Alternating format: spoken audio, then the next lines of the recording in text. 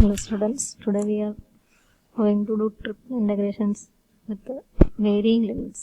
Consider integral 0 to 1, integral 0 to 2 minus x, integral 0 to 2 minus x minus y, dz dy dx. Here first one is constant limit, second and third are varying limits. And consider the third one, 0 to 2 minus x minus y, contains x and y, then it cannot be the limit of x and y. So the third limit, first we identify, third limit is of z equal to 0 to 2 minus x minus y. Then the second limit contains x, so it is of y. z കഴിഞ്ഞു, z ന്റെ role കഴിഞ്ഞു, x ന്റെ ആകാൻ പറ്റില്ല, ഇതിനകത്ത് x ആണ്. So the second limit is of y varies from 0 to 2 minus x. And the first one automatically, then it is of x varies from 0 to 1, dz dy dx. Then this is the process of identifying limits. Then we go to integration. First we integrate with respect to varying limit containing more variables. ഇവിടെ രണ്ട് variable ഉള്ള varying limit ഉണ്ട്, ഇവിടെ ഒരു variable ഉള്ള varying limit ഉണ്ട്. അപ്പോൾ വേരിയബിളിനെ ലിമിറ്റിൽ നിന്ന് ഒഴിവാക്കി എടുക്കുകയാണ് നമ്മുടെ ഉദ്ദേശം. അപ്പോൾ ആദ്യം നമ്മൾ z ഇൻ്റഗ്രേഷൻ ചെയ്യും. ഇവിടെ ആദ്യം കിടക്കുന്നത് dz ആയതുകൊണ്ടല്ല, കൂടുതൽ വേരിയബിൾസ് ഉള്ള വേരിയിങ് ലിമിറ്റ് ഇസഡിൻ്റേതായതുകൊണ്ടാണ്. ഇവിടെ ആദ്യം ഇട്ട് തരണമെന്നൊന്നുമില്ല, ഇവിടെ ഡി വി എന്ന് വേണമെങ്കിൽ എഴുതി തരാമെന്ന് നിങ്ങൾക്കറിയാം. അപ്പോൾ integration with respect to z is done first. We write the other limits.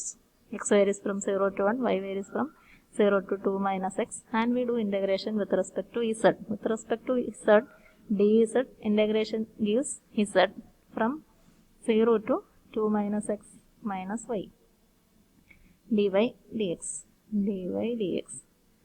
So we get integral x varies from 0 to 1, integral y varies from 0 to 2 minus x. Substituting the limit z ൽ 2 minus x minus y upper ലിമിറ്റും lower limit 0 കൊടുക്കുമ്പോൾ 0 ആണെന്ന് നമുക്കറിയാം. 2 minus x minus y dy dx. Now consider the limits. Y is having varying limit, so we do integration with respect to y next. Combine this part, integral y varies from 0 to 2 minus x, 2 minus x minus y dy എന്ന് എഴുതുന്നു. ആ integration ചെയ്യുന്നു. എക്സിൻ്റെ limits നമുക്ക് പുറത്ത് വെറുതെ എഴുതാം. Integral x varies from 0 to 1. Integration with respect to y. With respect to y, x is treated as a constant, so we can combine 2 minus x. Separate ആയിട്ട് ആലോചിക്കാം എന്ന് കഴിഞ്ഞൊരു പ്രോബ്ലത്തിൽ ഞാൻ കാണിച്ചു തന്നതാണ്. നമുക്ക് 2 minus x കോൺസ്റ്റൻ്റ് ആയിട്ട് ട്രീറ്റ് ചെയ്യുന്നു. ദെൻ dy യുടെ ഇൻ്റഗ്രൽ y മൈനസ് y യുടെ integral y²/2 from y varies from 0 to 2 minus x. yക്കാണ് ലിമിറ്റ് സബ്സ്റ്റിറ്റ്യൂട്ട് ചെയ്യേണ്ടത്. ഇൻറ്റു dx എന്നെഴുതാം. ഇത് സെപ്പറേറ്റ് ആയിട്ടും ചെയ്യാം. 2 ഇൻറ്റു dy 2y കിട്ടും. Minus x is treated as a constant, then y 2y minus xy, that is 2 minus x into y. അത് constant 2 minus x complete ആയിട്ട് constant ആയിട്ട് treat ചെയ്യുന്നതുകൊണ്ട് അതിനെ ഒരുമിച്ച് കാണുന്നതായിരിക്കും നമുക്ക് എളുപ്പം. So we substitute the limit and integrate with respect to x. Integral x varies from 0 to 1, 2 minus x y യിലെ limit substitute ചെയ്താൽ upper limit 2 minus x, lower limit 0 ആണ്. അതുകൊണ്ട് ഞാനത് എഴുതുന്നില്ല. 2 minus x minus 0, 2 minus x കിട്ടും. Minus 1/2 into y സ്ക്വയറിൽ limit substitute ചെയ്യുമ്പോൾ 2 minus x whole square minus പിന്നെ 0 ആയി സബ്സ്റ്റിറ്റ്യൂട്ട് ചെയ്യുന്നത്, അത് 0 ആവും. അതുകൊണ്ട് എഴുതേണ്ടതില്ലല്ലോ dx. So we get integral, ഇനി ഒരു ലിമിറ്റേ ഉള്ളൂ, 0 to 1 എഴുതിയാൽ മതി. This is 2 minus x whole square.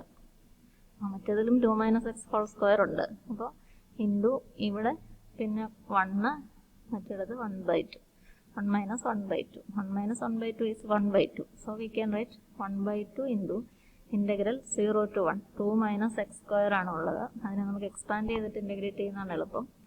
2² 4 minus 2ab term 4x ആയിരിക്കും, plus x² dx. Then we complete the process of integration.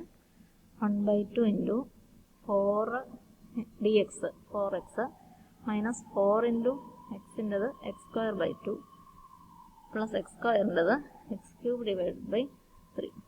from 0 to 1. That is, we get 1 by 2 into 4x limit കൊടുത്താൽ 0 to 1. 4 into 1 minus 0. Minus 4 by 2 2. X square limit കൊടുത്താലും 1 minus 0. Plus 1 by 3. X cube limit കൊടുത്താൽ 1 cube minus 0 cube. അതും 1 എന്ന് കിട്ടും. That is half of 4 minus 2 is 2 plus 1 by 3. 2 plus 1 by 3. 6 plus 1. 7 by 3. It's half. 7 by 6. This is the answer. ഈ problem ഉൾപ്പെടെയുള്ള notes കഴിഞ്ഞ ദിവസത്തെ triple ഇൻ്റഗ്രേഷൻ്റെ definition പിന്നെ അന്ന് ചെയ്ത പ്രോബ്ലംസ് ഈ പ്രോബ്ലംസ് എല്ലാം ചേർന്നുള്ള നോട്ട്സ് ടെലിഗ്രാമിൽ ഇട്ടിട്ടുണ്ട്. നിങ്ങൾ നോട്ട്സ് കംപ്ലീറ്റ് ചെയ്യുക. ആ ദിവസം തന്നെ നമ്മൾ ഡിസ്കസ് ചെയ്ത അടുത്ത കൺസെപ്റ്റ് ആവറേജ് വാല്യൂ എന്നുള്ളതായിരുന്നു. ആവറേജ് വാല്യൂ സിംഗിൾ വേരിയബിൾ ഫംഗ്ഷൻസിനും ഡബിൾ വേരിയബിൾ ഫംഗ്ഷൻസിനും ട്രിപ്പിൾ വേരിയബിൾ ഫംഗ്ഷൻസിനും ആവറേജ് വാല്യൂ കണ്ടുപിടിക്കുന്നതിന് സെയിം പാറ്റേണിലുള്ള ഡിഫറെൻറ്റ് ഫോർമുലാസ് ആണ് ഉള്ളത് എന്ന് നിങ്ങൾക്കറിയാം. For a triple integral the average value is given by 1 divided by volume of the 3-dimensional domain into triple integral of the given function. So you can find the average value of a function if you know the triple integration.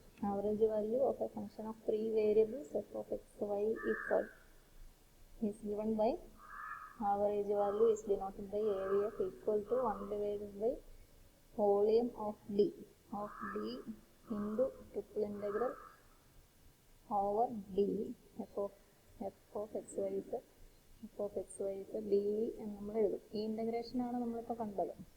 Varying ആണെങ്കിലും constant ആണെങ്കിലും integral ചെയ്യും.